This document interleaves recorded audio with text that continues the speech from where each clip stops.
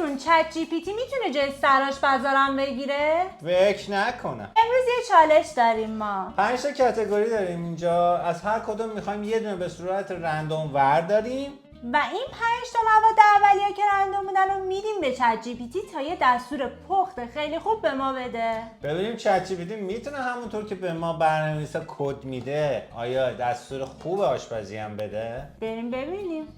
برای اینکه آخر سر کسی مقصر نشه نوبتی هر کدوممون یکی برداریم. برداریم. من اینجا شروع میکنم. متفرقه. شکلات. چی میخواد درست کنه با شکلات؟ امیدوارم دسر بیفته. غذا که بیفته مسخره میشه. اون شکلات. من این چیه؟ کربوهیدرات. واه واه. برنج. برنج داریم. برنج شکلاتی همون برنج قهوه‌ای میشه؟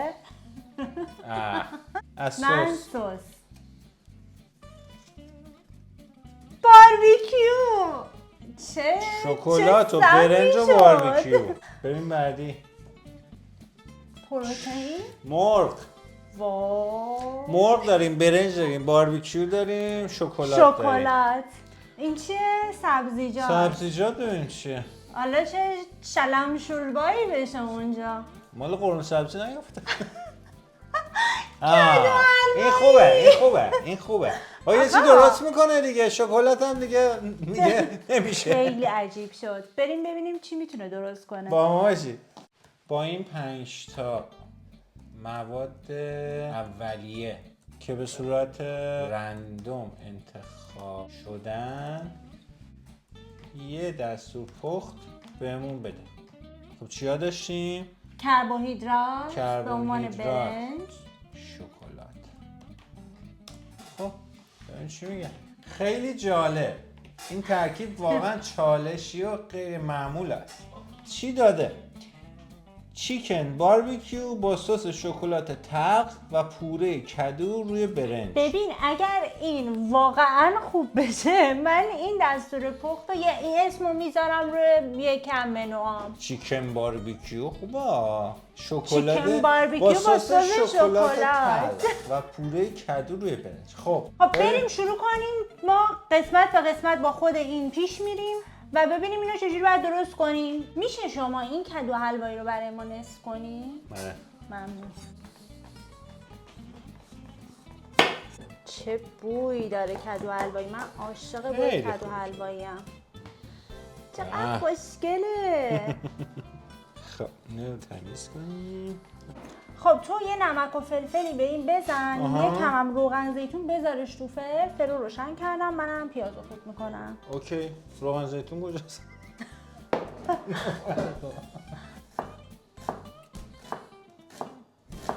خب من اینو چیکار کنم؟ یه ذره روغن زیتون بزنم ادویه داره. روغن زیتون و نمک و فلفل. خب دیگه چی؟ همین دیگه. همین. پوست منو کرد دیگه. انقدر منو هرس دادی. اشکم باید. آره؟ پیاز دارم. میگیرنمون بگن. اون که بگه یه کار منم. میره داخل فر. چه فری؟ خب مرغو گفته کوچیک خورد کنید دیگه.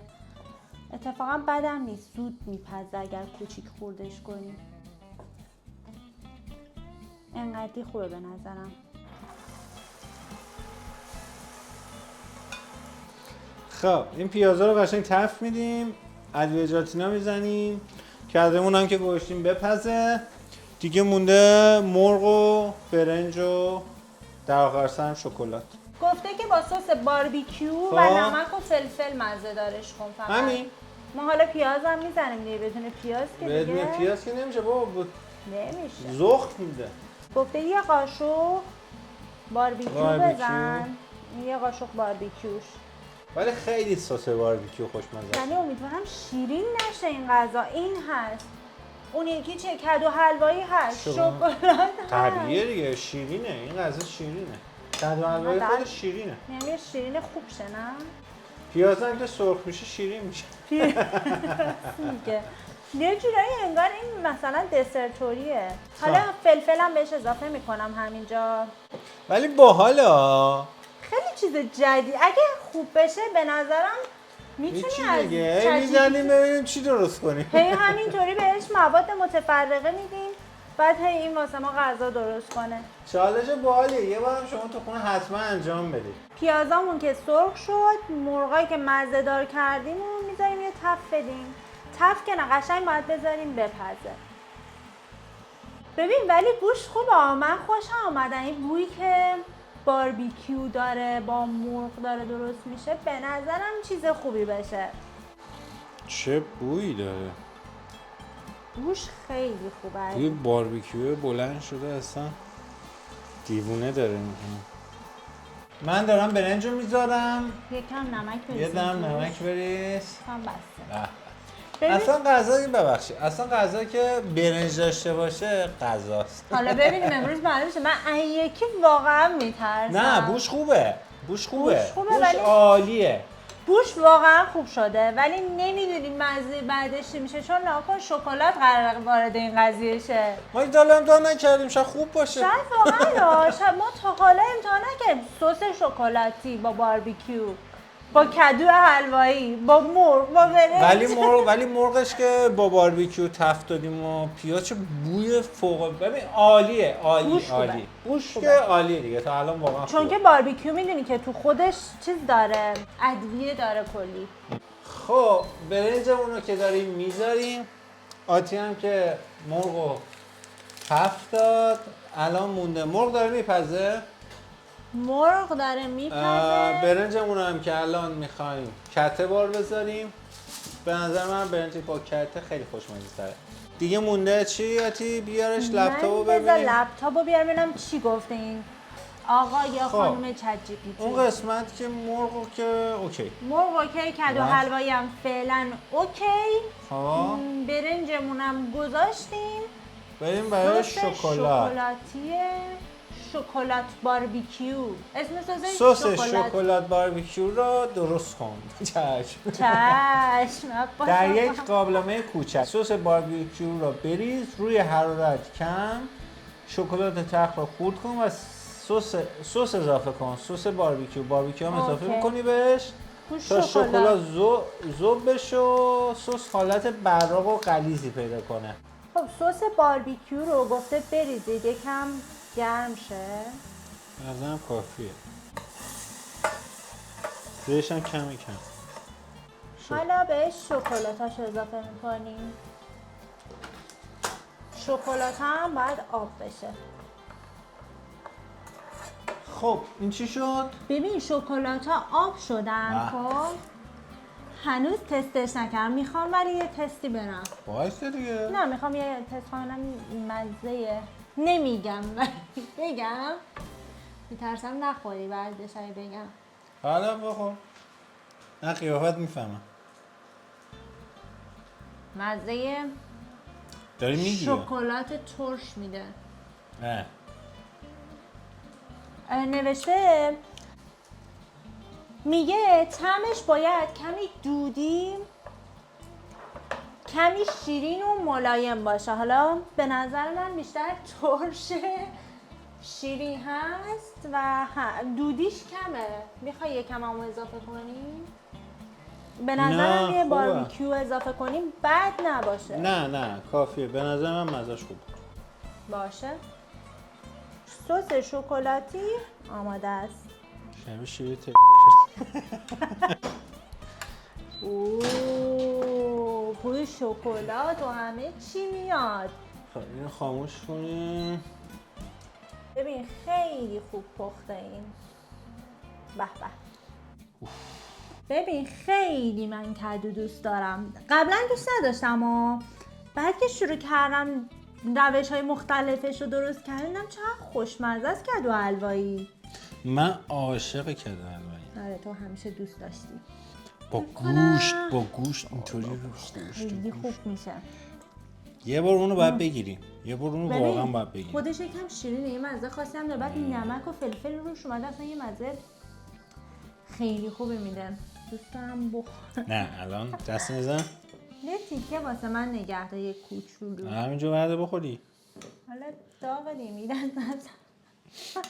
بریم قشنگ پورش کنیم. نمک فلفلش هم قاطی شه دیگه، اولش زدیم. چقدر خوش رنگه. چه بویی داره. بوش هم عاشق خوبه. بوشم. به نظرم چیزای خوبی افتاد به جز اون شکلاته. به نظر من این باربیکیو هم خیلی خوب شد با شکلاته. به خاطر اینکه این طعمشو اصلا من تا حالا حسش نکرده بودم اون طعمو. خب بریم برای سروش. میگه اول باید برنج رو بریزیم. بله. اول برنج رو ما میریزیم. روی هم پوره کدو رو قرار بده. خب پوره کدو. اوکی. وایستا خوشگلش کنیم حداقل. خوشگله دیگه. شبیه تخم‌مرغ. آره راست میگه. دو سه تا تیکه مرغ میذاری کنار. چون ما تیکه همون کوچیکه میگم یکم بیشتر بذارم. نظرت چیه؟ عالیه عالی. بوش خیلی خوبه این مرغه. کافیه مرغ. خب حالا سس باربیکیو شکلات رو بریز روی مرغ. روی مرغ؟ روی مرغ قشنگ. خب چه شکلی بریزم؟ خیلی سفته. شیره شکلات. عالی شد. خب گفته برای تزیینش هم یه مقدار کنجد بریزید روی سس. خب اینم کنجدش. ببین رو خشک خیلی خوبه، بوش هم خوب، مزه مهمه. دیگه غذایی که چت جی پی تی داد بکنم تو نیم ساعت جمع شد. الان میخوایم امتحان کنیم. بوش عالیه. بیا بریم تو کارش. تو اول بزن این چجوریه.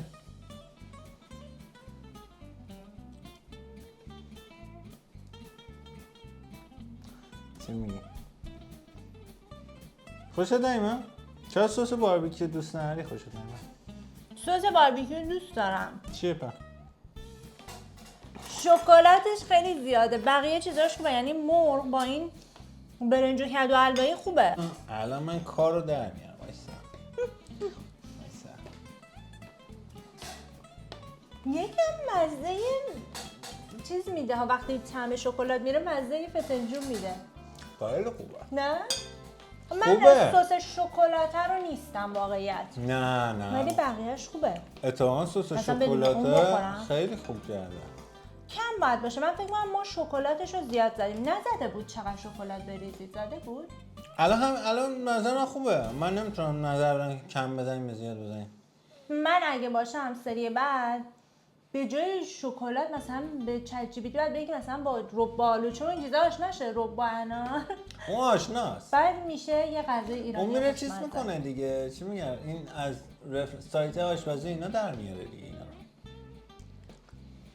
ولی خیلی سر آقا نظر من دو تا نظر داریم. تو الان نظر چیه؟ میگی که تو بگو من دلم پره. از 100% امتیاز 70 میدم. من خوشم اومد. چون هم برنج رو دوست داشتم، هم کدو رو داشتم، هم مرغ رو با این باربیکیو تفتاد دوست داشتم. شکلات هم یه طعم باحالی داره بهش. من خوشم اومد. ببین به نظرم از 100 بخوایم بگیم، اگر هر آیتم چند تا آیتم داشتیم؟ برنج بود و 5 آیتم. مرغ بود و 8 تا آیتم. یعنی هر آیتم میشه چقدر؟ 20 امتیاز. 20 امتیاز. من از تو حتی بیشتر بهش میدم. من بهش 80 میدم. فقط آیتم شکلات بد بود به نظرم. بقیهش میکسه خیلی خوشمزه است. یعنی مرغ با باربیکیو رفت تو دستور غذاییمون با کدو حلوایی. عالی بود. ولی شکلات من دوست نداشتم شکلاتشو. من دوست داشتم.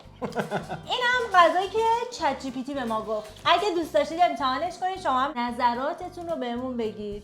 چیزایی که به نظرتون میرسه، چالشایی که دوست دارید انجام بدیم و به ما پیشنهاد بدید تو کامنت ها. این خیلی مهمه. خیلی دوست داریم مشارکت کنید با ما، کمکمون کنید، حمایتمون کنید. لایک و ساب که اصلا یادتون نره. مرسی از حمایتتون. تا تا بعد.